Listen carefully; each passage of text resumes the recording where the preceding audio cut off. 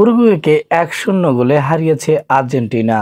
বিশ্বকাপ বাছাই পর্বের ম্যাচে উরুগুয়েকে ১-০ গোলে হারিয়েছে মেসিবিহীন আর্জেন্টিনা। দলের জয়সূচক গোলটি করেন ডিয়েগো আলমাদা। শনিবার ২২ মার্চ মন্টেভিডিও সেন্টেনারিও স্টেডিয়ামে ইনজুরির কারণে মেসি, দিবালা ও লাউতারো মার্টিনেজকে ছাড়া মাঠে নামে আর্জেন্টিনা। ম্যাচে বল পজিশনে উরুগুয়ের আধিপত্য থাকলেও আক্রমণের সুযোগ তৈরিতে আধিপত্য দেখায় আর্জেন্টিনা, কিন্তু গোলের দেখা পাচ্ছিল না আজ আলতোবেস্তেরা। প্রথমার্ধে ছিল গোলশূন্য। ডেডলক ভাঙে ৬৮ মিনিটে।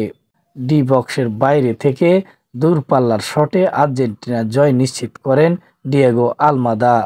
বাছাই পর্বে এখন পর্যন্ত টেবিলের শীর্ষ স্থান ধরে রেখেছে আলবেস্তেরা।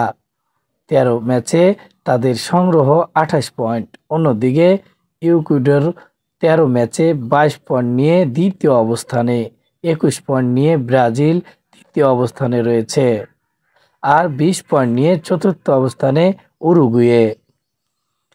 মোহাম্মদ জামিল হোসেন, পরন্দ নিউজ।